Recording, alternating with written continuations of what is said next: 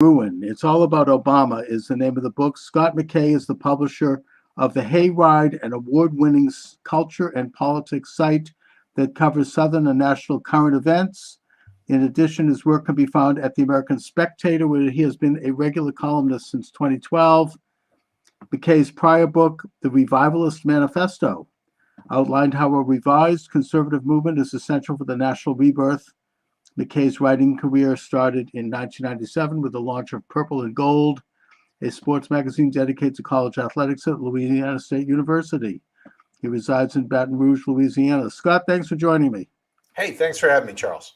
Okay, so Scott, your book is about Barack Obama, which is obviously very topical right now, that we're getting a lot of new information regarding Obama's greater involvement. Not that it should be any surprise in the Biden administration. I just read that one of the reasons Biden goes constantly to his home in Delaware, which he's gone to, I think, about 45% of his presidency, besides the fact that he has to sleep a lot at his age, is that he's meeting with Barack Obama, and that Obama is basically on a permanent Zoom call at the White House, basically running a lot of things.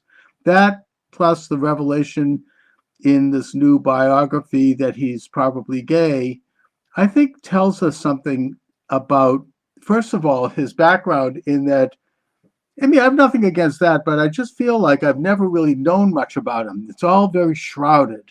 We don't really know who he is. We don't know where he came from. He kind of came out of nowhere back, suddenly he launched into the U.S. Senate from a small legislative seat in Chicago, like a local state rep kind of seat. We're in a special election. And then within weeks of his election to the U.S. Senate, suddenly he launched his presidential campaign and is elected to the presidency 2 years later. So let's start by talking a little bit about who Obama is and where he came from. Right. Well, and of course, this was all information that was available. People had done the research on Barack Obama. It wasn't like a complete secret, who he was. You just weren't allowed to talk about it in polite company, right? I mean, the value proposition of Obama as presidential candidate in 2008 was that, hey, this is a chance to put the race stuff away once and for all, right? Because a country that elects a black guy president can't be a racist country. Right. And so, with that as sort of the overarching value proposition, you weren't allowed to look into who the guy actually was beyond the color of his skin, because had Barack Obama undergone the kind of vetting that normal presidential candidates would undergo, he'd have been dead in the water. I mean, the guy would have never gotten the Democrat nomination. I mean, this is somebody who, the book doesn't really get into a lot of the kind of, I don't even want to call them conspiracy theories about, whether he was actually born in America and, was he a Muslim and all this kind of stuff. We didn't even really get into that. The one thing that we talked about a little bit was that the mythology of Barack Obama was established in the first of his two autobiographies, which was Dreams from My Father. And it sort of set him up as, well, he had this Kenyan bureaucrat was his father, and he always aspired to the vision and dream of this guy. And all of that was crap. Okay, first of all, Dreams from My Father was almost certainly ghostwritten by Bill Ayers. Indeed. And the thing of it is that Bill Ayers turned into, far from being just a guy in my neighborhood, which was Obama's quote about him. Bill Ayers ended up basically designing what American education has become today. And I think we should also note that Bill Ayers was a member of the Weather Underground, which which bombed the Pentagon. Talk about insurrections. Yeah, I mean, this guy was a left-wing communist terrorist who ended up putting on the tweed jacket with the elbow patches and became an academic, and essentially redesigned American education around this DEI, critical race theory, transgender ideology, kind of dog's breakfast all rolled into one, to replace reading, writing, and arithmetic, which had been the basis of American education. And nobody even talks about that stuff, but it's absolutely what has happened. But the point is, Obama had these influences like Bill Ayers, Jeremiah Wright, and the most important one was Frank Marshall Davis, who may or may not have been his biological father, but was certainly his intellectual and ideological father. His childhood in Miami or in Hawaii, they brought Barack Obama around to Frank Marshall Davis's house all the time. And even in Dreams from My Father, which is a whitewashed account of Obama's background, Frank Marshall Davis appears 22 times. Now, those references were scrubbed out of the audio version of Dreams from My Father, which came out after he was a political figure. Right. And he's never mentioned as Frank Marshall Davis. He's just called Frank. But the reference is unquestionable. And very short shrift was ever given to that connection because Frank Marshall Davis was a card-carrying member of the American Communist Party. He was a newspaper editor for communist newspapers and had a very, very large paper trail, which accurately describes what Barack Obama's presidency would turn out to be in terms of its ideological framework and the actions and projects that it undertook. And if people had known that that's what was coming, the guy would have been a single digit a vote getter, right? Or in terms of percentage. I mean, he would have never gotten out of the Democrat primary. He would have probably been a fourth or fifth place guy, and he'd be a Bernie Sanders type, guy in the Senate who's has achieved his political terminal velocity. Right. He'd be like Cornel West. Because of the smokescreen that was put out in front of him that was based on race.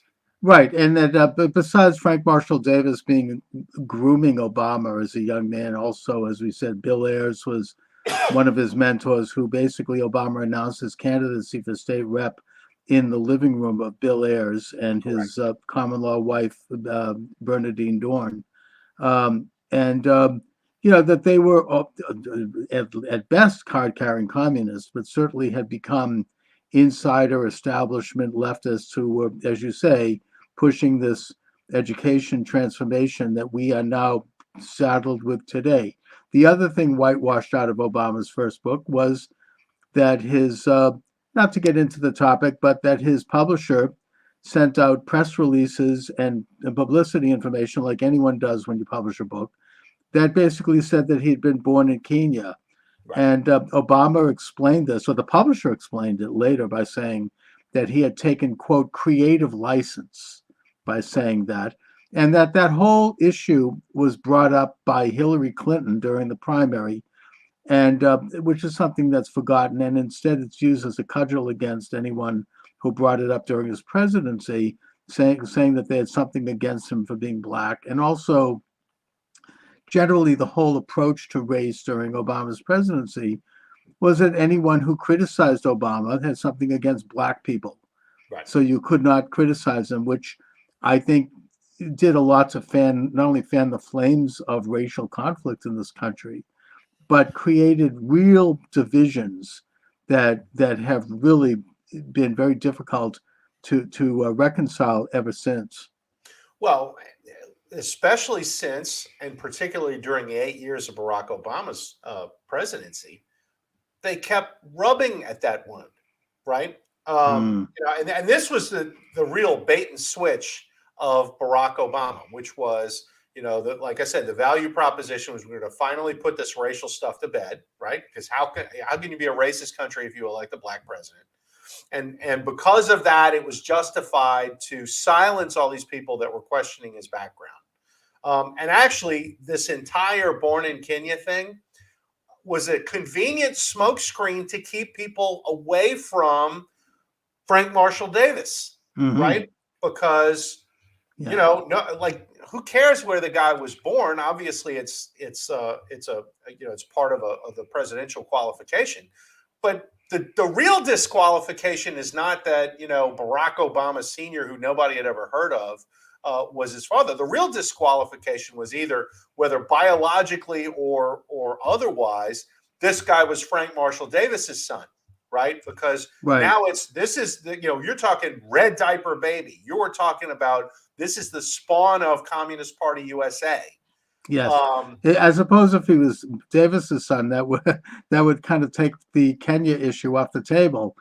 The other conspiracy theory that I really feel I have to bring up, and I don't want to go too far into it, is Michelle Obama a dude?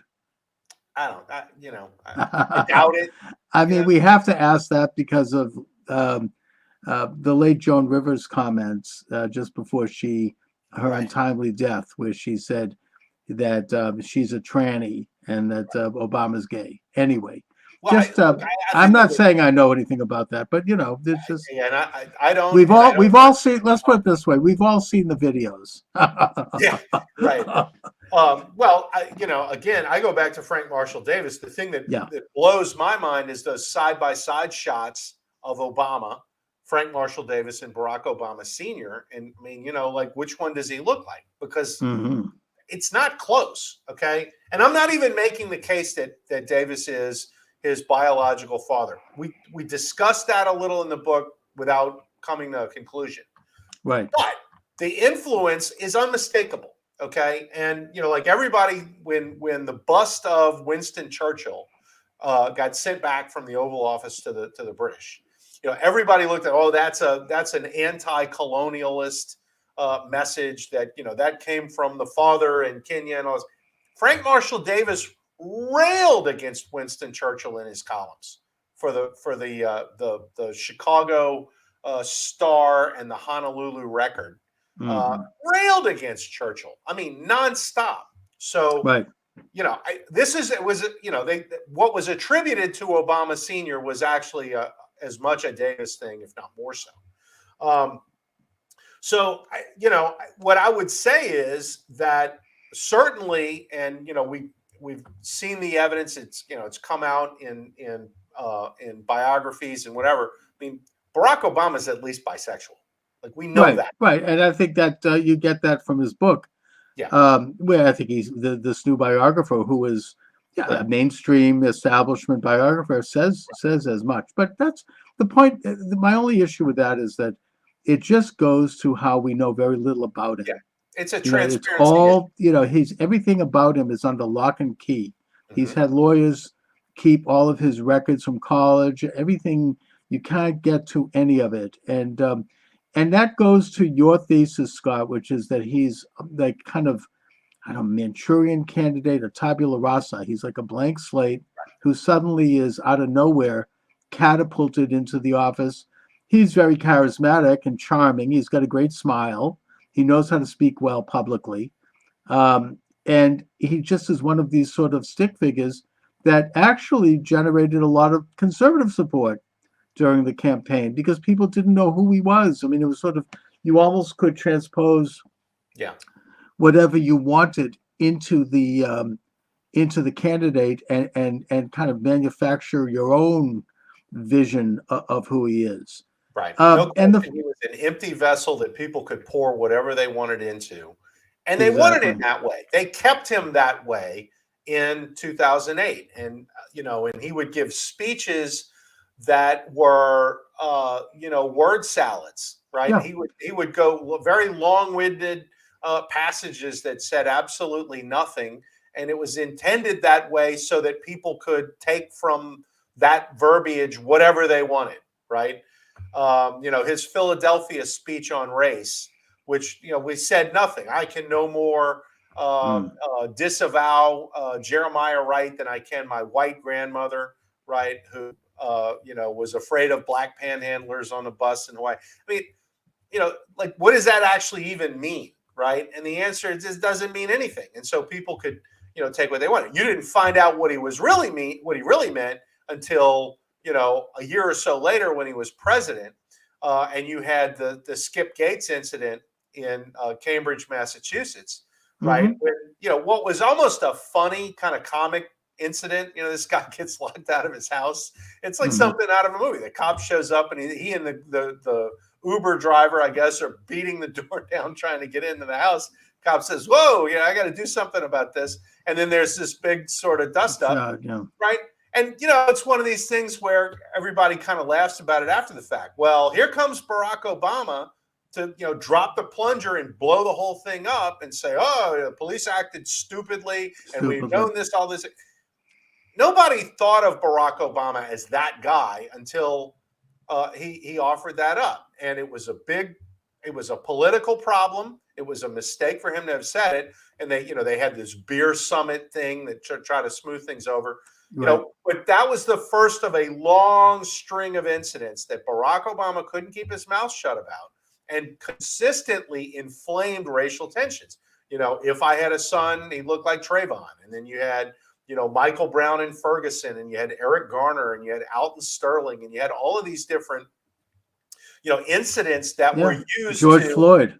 Well, that came later, but in the Obama Redux administration, or prior to it, you had George Floyd, which was one more example of let's inflame these tensions and let's steal a march on the American people. And all of this was done, really kind of against the public sentiment, but it was done to intimidate people, right? Because, for example, the George Floyd thing comes along, and for the next 6 weeks, every corporate message in America is pro-Black Lives Matter. The money flowed, all of the advertising, all of the the television coverage on ESPN, right? Much less than the news channels, was all Black Lives Matter and the police are so bad.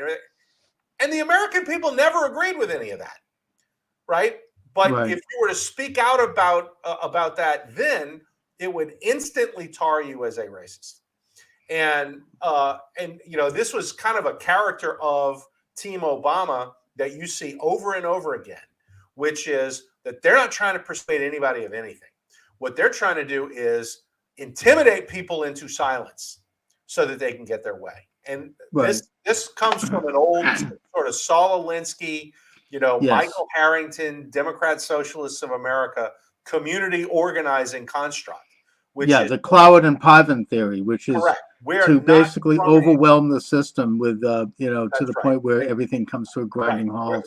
We're gonna gather up as many misfits, miscreants, unhappy people as we can, and we're going to gin them up, and we're not gonna make a majority out of them, but we will overwhelm the majority. We will intimidate the majority and get them to be quiet, and that has proven exceptionally successful for them.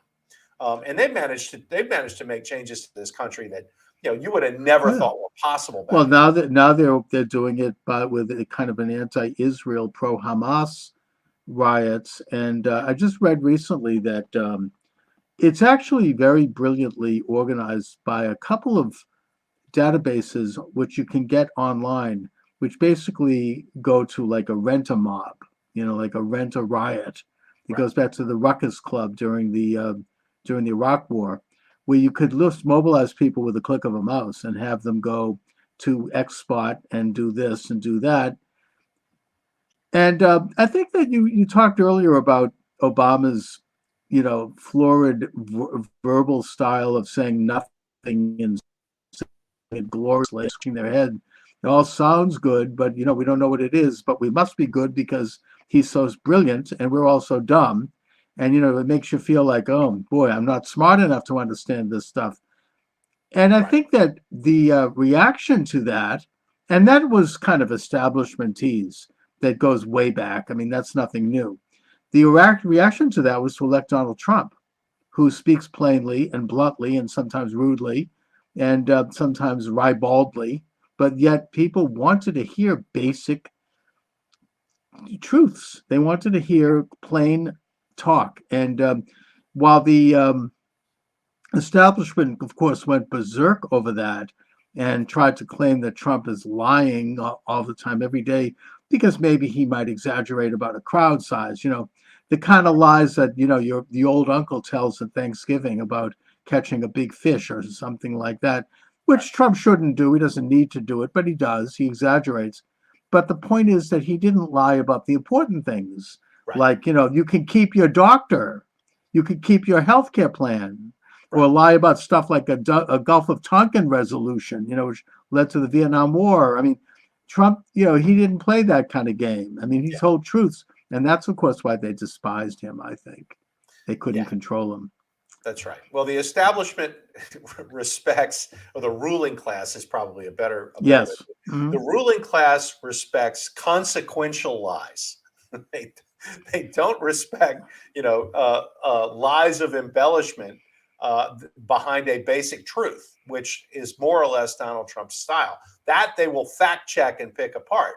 And of course, there's a great meme on the internet right now, and it's I've been fact checked by people who think men can breastfeed, right? Um, Well, and a lot of the stuff you trace to Obama's influence. Not that he's oh, the no question. the first one, but I mean, his Obama presided over the weaponization of the national security state, the No question. FBI, all of it. I mean, drone strikes around the world, the internal, spying on Americans, and and also on the weaponization of the judiciary, in that we now have radical judges who really have openly defied the Constitution in Oh, yeah. in favor of whatever you feel is appropriate, and even a radicalization of the jury system. In Mhm. that I saw recently, we mentioned George Floyd. Due to a lawsuit, the minutes of that jury have been released, and they didn't even discuss whether or not Officer Chauvin was involved with murder. They couldn't prove that, but instead they said that basically convicted him of murder because of what he didn't do, which was that he didn't show enough concern over George Floyd's health. Now Right, maybe he didn't, but that's still not murder. right, George Floyd had a heart attack. I mean, he was having a fentanyl overdose. correct. So you have a radicalization of the whole system. I think it goes to Obama's influence. It goes, as you say, back to Saul Alinsky and the kind of the takeover of our institutions. Yeah, no, there's no question. And of course, one thing that I would that I would drop on you is the lowest learner IRS Oh yes, weaponization was like, you know, a real, and that was fairly early on, right? Like yes, that was in 2011, before people really knew the full character of the Obama administration. And between the Fast and Furious case, which showed just how far they would go, I mean, they were actually basically walking guns across the border to the cartels in Mexico to start a drug, cartel war, basically, or to fuel it, in hopes that it would create chaos that would then change the American people's mindset on guns and gun control. And then you had the IRS, which was just a bald-faced weaponization of the federal government to squelch the Tea Party movement, which was successful, shamefully enough. right.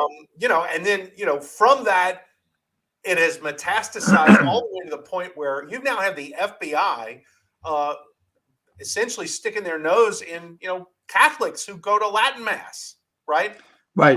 And you get SWAT raids on abortion sidewalk counselors at abortion clinics who shove a guy who is going after their kid, right?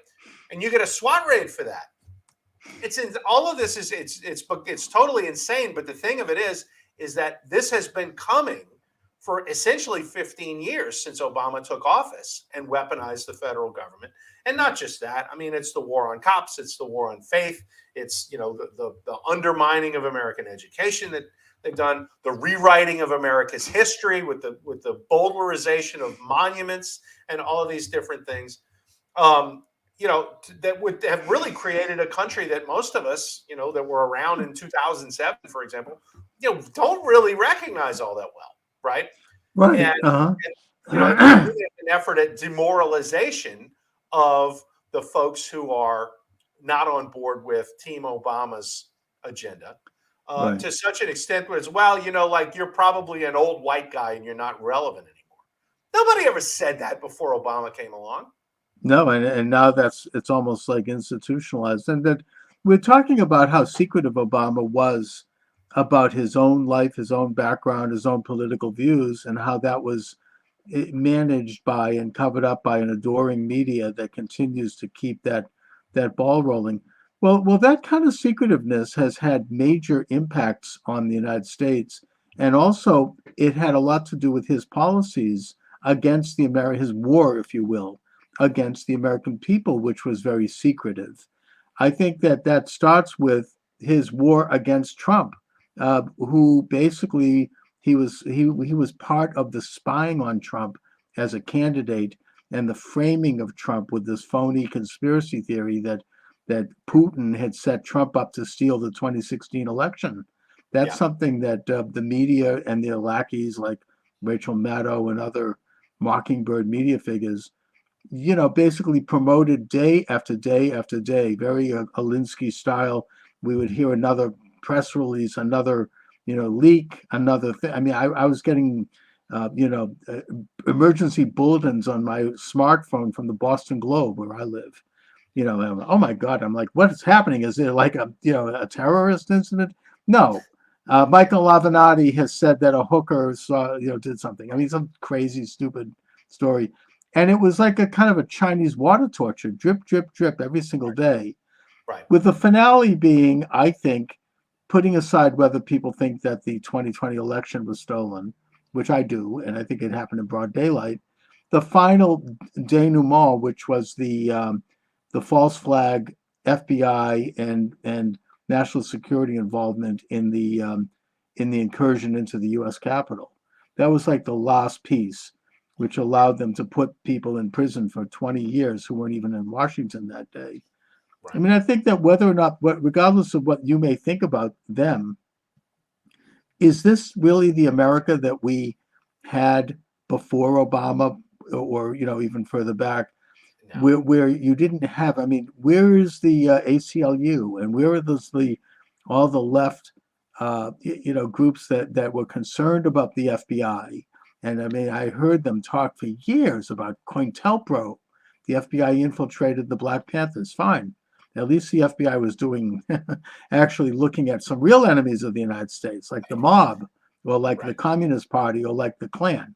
Now they're looking at, as you say, parents talking at school board meetings about critical theory and its effect on their children, and transitioning children behind the parents' back. Right. And they are being criminalized by this FBI or by this Department of Justice. I mean, a lot of that does fall at the foot of Obama because of his creating an atmosphere of secretiveness and of war against the American people. Yeah. Oh, there's no question. Look, and it's not that federal agencies hadn't been weaponized against Americans before. I mean, you can go back to Waco and Ruby Ridge. Yeah. And you can go back to Woodrow Wilson and the 175,000 Americans he had as political prisoners back during World War I. I mean, he declared martial law basically, and it was really America's first experiment in open socialism. Right. I mean, so this is not a totally new thing, but if you go back from the 80s and 90s and even into the George W. Bush years, most of that had largely been scrubbed away, and it was no longer normal to see a federal agency that was had gone as rogue as what all of a sudden was a normal thing. I mean, when you stop and think about the amount of effort that they put into squelching the Fast and Furious scandal, because that was something that was far beyond the bounds of what normal American governance would look like. But again, it's this is the level of, I would say, brazenness that you get from an Obama style of Democrat, where they actually thought this Fast and Furious thing was a good idea and that something that they could make happen. When the typical political calculus is, what are you, crazy? We're not going to. Why would we even dream of doing something like that? The backlash would kill us. We're going to lose. We'll lose re-election. I mean, this whole thing will destroy us. Their answer is no. Our machine will get us reelected no matter what. So let's make this happen. And that's why they could have Eric Holder basically be censured by Congress for refusing to testify, and nobody really cared. Or Lois Lerner pleading the Fifth Amendment 45 times Right. in her testimony, and visiting the White House constantly, as she basically went after, as the head of a IRS agency, went after conservatives that refused to allow conservative groups to get the same benefits that liberal groups are getting. Right. So you have this use of government agencies. I mean, look, Nixon was impeached, or almost, he had to resign for something that was minuscule Right. compared to this kind of weaponization of federal agencies. And of course, now we have a weaponized judicial system and a weaponized government that is trying to put the opposition in jail, Right. basically, and will probably will. This is what they did last summer in Cambodia, right? The president of Cambodia, he'd been there for 30 years. His opponent was winning, and he put him in jail, Right. basically. And then he went on to win. I mean, they took his name, they stripped his name off the ballot. He went on to win, and then he stepped down in favor of his son. I mean, that's what happens in like a country like that. No one's paying attention to that, but that's exactly what's happening here right now. And yet, we could talk in a way in a social context here, that you have such a divide, which I think was further exacerbated by the way people responded to the so-called COVID pandemic, which is an interesting subject. Sure. That now you have people. I mean, you probably have people like this in your circles, in your family. I certainly do, where they are so into another world that they cannot discuss anything. I mean, it's all, I mean, I've done talk radio over the years. I've dabbled in it, and I used to have liberals and left wingers on my show all the time, and we didn't agree, but we'd have a great time, and we would have a good ribald conversation. I had a whole series with Noam Chomsky back then. Mm-hmm. Now they will not talk to me, and it's not me personally. They just will not talk to, and nobody talks to anyone, who isn't part of this establishment. I mean, it's Right. almost like they've circled the wagon to such a point. I mean, do you trace that to Obama? Yeah, absolutely, I do. Yeah. And it's Obama as the implementer of a strategy that pre-existed Obama. Okay, so and there's and we discuss it in Racism, Revenge, and Ruin. There is this conference at, I think it was at Cooper Union in New York, Mm-hmm. in 1983, when Obama was a senior at Columbia, and he Okay. talks about it in Dreams from like this. This kind of launched me into my career as a community organizer, and it was basically the Democratic Socialists of America who put this thing on. And Francis Fox Piven spoke at this thing, and Michael Harrington, who was sort of the great, I guess, socialist mind of the 70s and 80s, Yeah.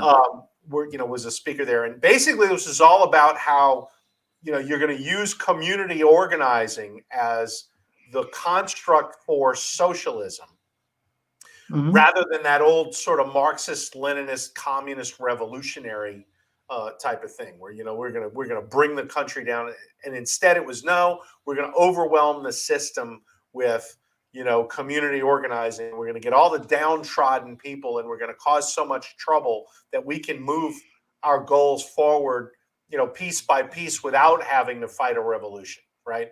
Right. And Obama completely threw in with that. Whereas a couple of years prior to that, you get this this Obama, that he writes about it in Dreams from My Father, where he hung out with the Marxist professors and the Chicanos and the gays and lesbians and all this kind of stuff, and he was a revolutionary, right? And there's this story about this dinner that him and his roommate went to with these other folks, where they were talking about socialism.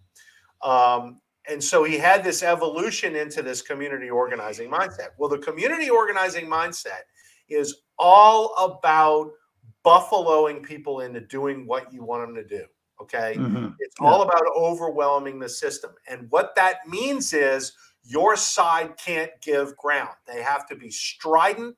They have to be, far more passionate about anything else. That doesn't leave any room for dialogue, because when you talk to the other side and they make decent points, right? You don't necessarily want to kill them anymore. You're like, well, okay, we had a conversation. They don't want that. And so, like you can still have conversations with liberals, but like we on the right do a very bad job of delineating the difference between a liberal and a leftist. We call them all liberals. And the fact of the matter is, that's a word that doesn't really apply that much anymore. Joe Manchin's a liberal. Okay. RFK Jr. is a liberal. They won't give him Secret Service protection. Every couple of weeks, somebody tries to kill him. And they still, they like that's how much they respect liberals on the left now. A lot of the people who used to be liberals, they're leftists. Oh, Obama they dragged them to the despise social RFK. media. Yeah, Right. I mean, and there's no room for dialogue between leftists and anyone who's not a leftist. And you can ask any liberal if you want, and they'll tell you that, right? Joe Manchin will tell you that. Kirsten Sinema will tell you that. RFK Jr. will tell you that. Like they're canceled. Dave Rubin and Joe Rogan and Barry Weiss and all these people, they're all liberals. And they're practically on the right now, most of them, because they've been excommunicated from a movement that they used to lead.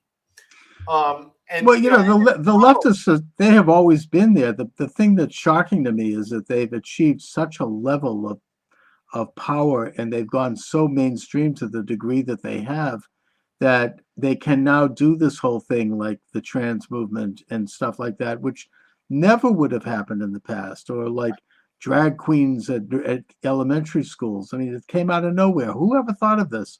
I mean, you don't have anybody but your parents, the children at the elementary school. It's like all of a sudden, and they're able to do this now, and get everybody goose stepping along in a way that is unprecedented. I mean, they've always been the way they've been. It's just that now it's very much mainstreamed. It's very much out in the open. And you talk about Obama's, tacitly promoting this and moving in that direction, and they suddenly reemerges as this clean-cut candidate. He also was very much part of this sort of transfer of powers to unelected bureaucracies, what President Trump, I think, accurately calls the deep state, what sociologist C. Wright Mills called the power elite.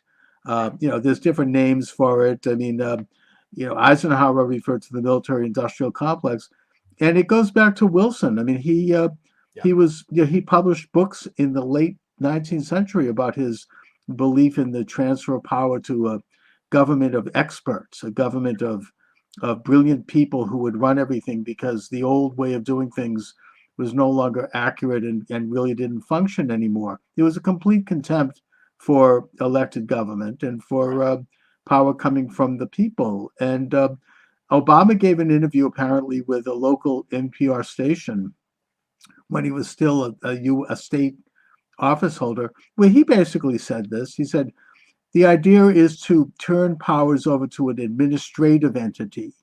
That would be my job as an elected official, to basically transfer the power to these agencies. And that's where we are now. Yeah. The national security apparatus has been installed in such a way that they can actually have this kind of a dictatorial power. Michael J. Glennon from over here at the Fletcher School of Law and Diplomacy wrote a book called Double Government, where he talks about how the national security apparatus, starting with Truman, really has become so huge and so pervasive, and it has its tentacles in so many areas of life, both public and private, that nothing happens without their approval, and that they're completely into dark money and connected to the international order. Right. Well, and to add to that a little bit, in the spring of 2009, Barack Obama holds a dinner at the White House with a whole bunch of these, real prominent left-wing historians, the Doris Kearns Goodwins and the Michael Beschlosses and people like that. Yeah. And one of the things that's discussed at this dinner is that, his idea of how you run an economy, is, well, we're going to get the big players in corporate America together with the union people and the government regulators. and we're going to just kind of get it all worked out. And that's how we're going to run an economy. It's a corporatist. Honestly, it's a fascist economy. If you go back to Indeed. the Italian fascists, this is exactly what they Yeah, it's envision is how to basically run. it's a cozy relationship between the government and select corporations Right. who basically have the power to censor, the power to craft and mold our culture.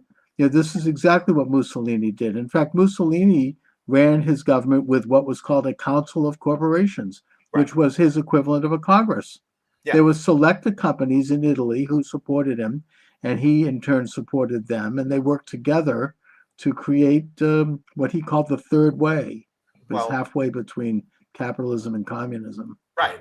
And so, like, how does that metastasize in America? Well, you've got woke corporate America that is in control of massive amounts of market share, such that wasn't the case before Obama came along. Even though No.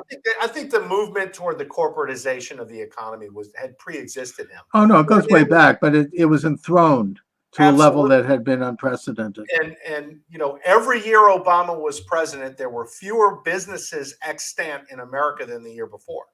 And what that is simply a function is you're attacking small and mid-sized businesses, whether through Obamacare or water use regulations or what have you, and making it harder and harder, certainly for anybody with a small or mid-sized business, to grow it into a big company.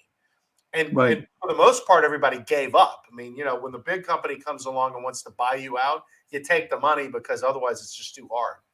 And that's not America, by the way. That's not the way this country was. No, and it's consolidated now, which I think there's only 5 or 6 media companies. Correct. And exactly. they're all and they all have like multiple different sub names, but it's all owned by the same group. Same thing with big social network. I mean, it's all under 2 or 3 umbrellas at this point.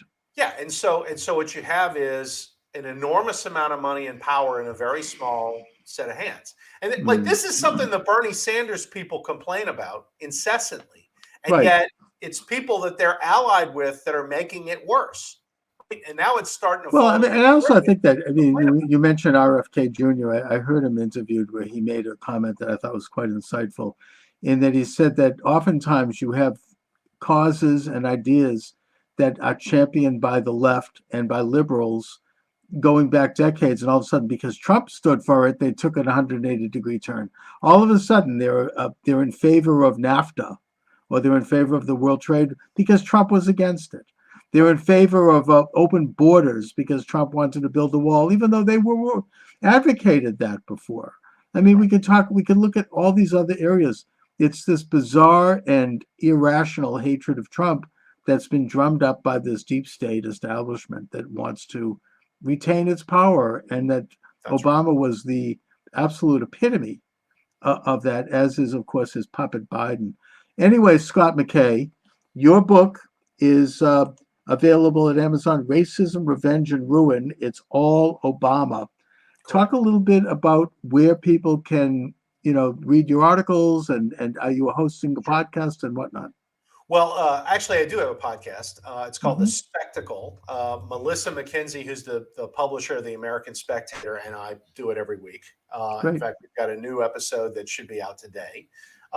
So, we do that. I write 3 columns a week at the American Spectator, so you can find that at spectator.org. As we record this one today, I have a thing on Nikki Haley that is going somewhat viral. Excellent.